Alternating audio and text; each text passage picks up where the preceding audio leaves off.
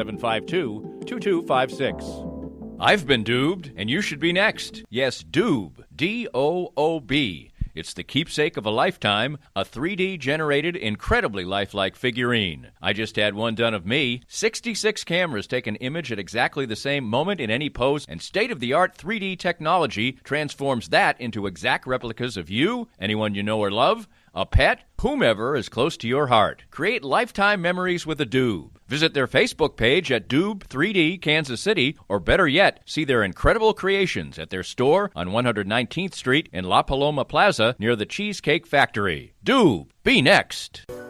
For many people, a family law case will be one of the most difficult experiences in their life.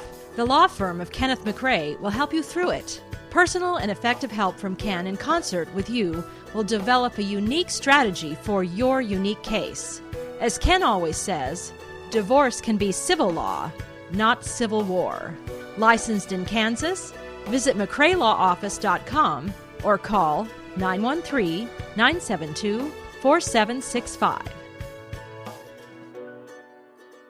Looking for a truly unique escape from your normal entertainment or corporate team-building regimen? Stay tuned for an exclusive offer only for reasonably irreverent listeners. I'm excited to tell you about an extraordinary destination, the Exit Room, located in the heart of beautiful downtown Lee Summit. The Exit Room is a distinctive entertainment option that offers a cool alternative to the normal couples night out, family get-togethers, and corporate team-building events. The Exit Room is a one-of-a-kind boutique escape room catering to special occasions and corporate team-building events and is unmatched in the Kansas City metro. With 5 individually designed and varied escape room adventures, your party or employees can unplug from their electronic world, interact with one another, match wits, and ultimately escape the humdrum of the ordinary. The Exit Room adventures cross decades and centuries and create fascinating fun. I know the owners well. They are local folks, their staff is warm and friendly, their lobby is inviting and beautiful, and their adventures are award-winning. Check online. There are over 1,000 reviews, and note that they are a rare 5-star ranked business. Visit their website and Facebook page, and any of my listeners who books online at theexitroomkc.com using the promo code ClinkScale19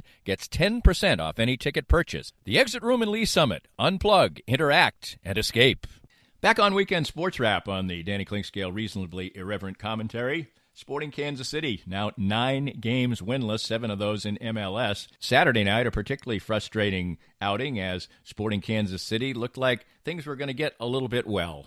They get Matt Beasler back. Certainly they had a whole bunch of other players who were still injured, but Benny Feilhaber was making his Children's Mercy Park debut, and for 50 minutes or so, Sporting looked like the good, solid, exciting home team that they normally are. They got a goal from Christian Namath. They're ahead to 1-0. They're controlling play over Vancouver quite easily, but then Namath picks up a red card, a warranted red card, a studs-up ankle breaker type of late tackle that is almost an automatic red card, and Sporting has to play about 40 minutes down a man. Now Vancouver ends up subbing all their subs, and then they got a player hurt, so they had to play with 10 men for the last part of the game. And then in frustrating fashion, in extra time, Vancouver ties up the game. Sporting loses 2 points, basically, because it looked like they had the 3-pointer, end up with just the 1 point, and the winless streak goes on.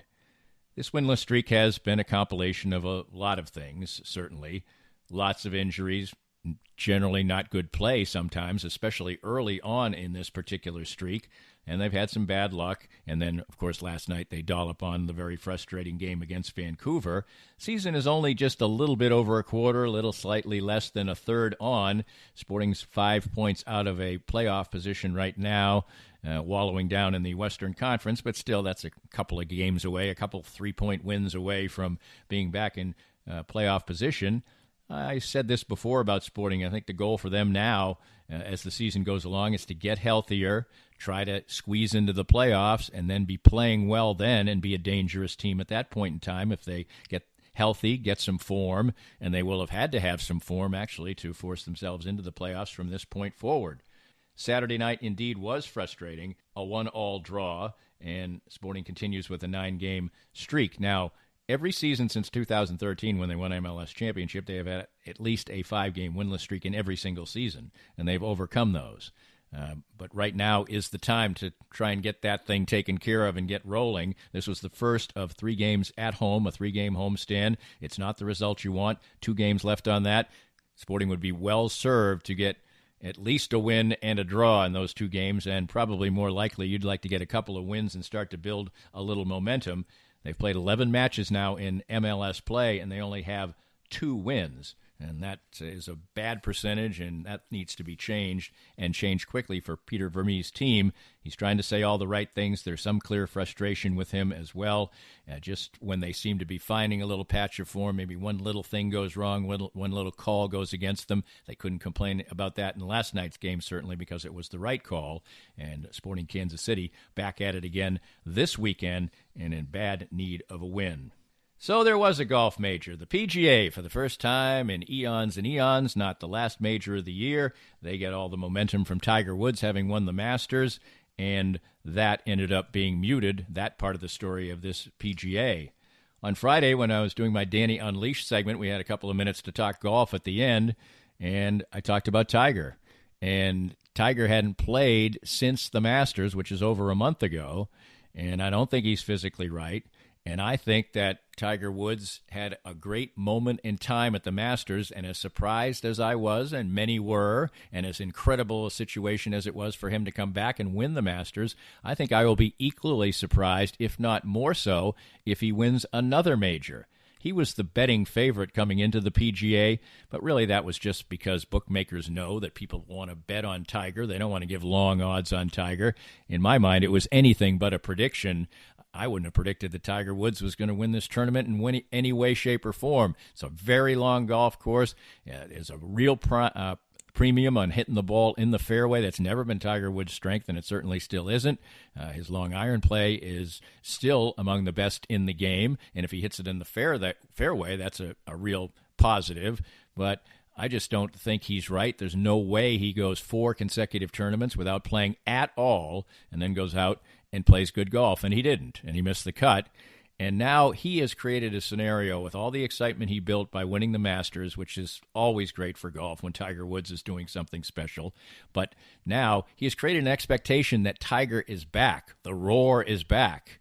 Well, he was back for that week, and it was a special week, but I think it's more like Jack Nicklaus at age 46 winning that Masters. The last bit of glory for him. Maybe I'll be proven to be wrong, but I just think the indications are that Tiger Woods went out and expended a lot of energy, mental and physical, to win that Masters, and then he just didn't play. He wasn't up to it. He wasn't capable of it. He didn't practice the day before the PGA started. He called off a practice round with Harold Varner, who ended up having quite an exciting tournament for him.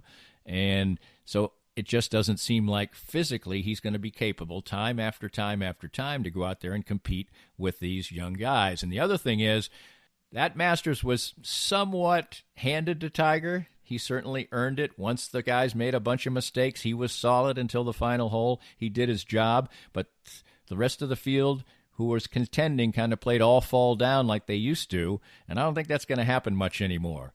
I think that the young guys, the guys who were weaned on Tiger Woods, who admire him and idolize him, in fact, I think they thought it was neat what happened with Tiger. They greeted him after the round, of course, at the 18th green. It was a thrill for them, but then I think all the attention that he got probably fueled their fire even more.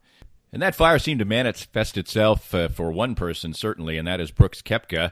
He certainly is an underappreciated 3-time major champion heading into this championship, and it almost seemed certain that he was going to be a 4-time major championship, and it looked like it was going to come in the fashion that Tiger Woods had done and Rory McIlroy had done. And if you're the type of person that enjoys watching Secretariat win by 31 lengths, or watch Tiger win by 15 shots, or watch Rory win by 10 shots, well, I'm not with you. I need drama in my sports, and just watching greatness or a team sweep and be a great squad and whatever, that's not for me. So it appeared that Sunday was not going to be any kind of drama, and said it before, all you really are left to do is root for somebody to fail. And, well, fail did Koepka as he made the turn and started making bogeys left and right. Everybody else was pretty much out of it. Dustin Johnson threw in a birdie. And there we were with a one-shot lead. And then he steadied himself, and we had drama, as I said earlier, for about 45 minutes. But Dustin Johnson, on a brutal day, turned around and sort of did his buddy a solid, handed him a couple of bogeys to take the pressure off. And Koepka still almost had to some struggles coming down. Bogey 17, hits it in the rough on 18, but ends up by winning by a couple. So now that makes him the first player in the history of professional golf, or golf period, to hold the championship back-to-back in two different titles, the U.S. Open and the PGA. Nobody has ever been a back-to-back champion holding it at the present time ever in the history of the game. Nobody's ever done it, not Jack Nicklaus, not Tiger Woods, nobody. But I think you heard it yesterday. Dustin Johnson is hardly a charismatic figure off the golf course. He kind of looks like a gunslinger on the golf course with the cool walk and the pants or whatever those things are, and they don't really look like pants that you and I would wear out. We might get arrested, it would seem.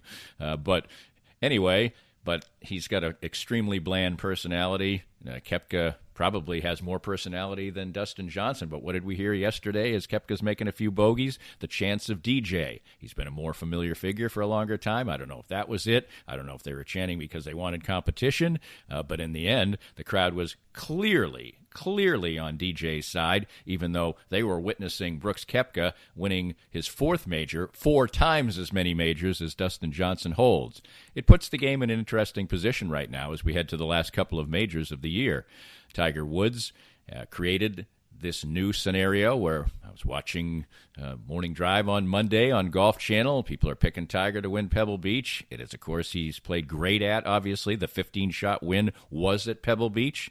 I think the Masters is still a moment in time. Tiger can come and prove me wrong, but I don't know if he's physically capable of doing it anymore. I think the younger players like Brooks Koepka, like DJ, maybe even Jordan Spieth, who showed a little bit of form finally this weekend, I think they almost said, okay, Tiger, you got one. We admired it, and that's it, okay?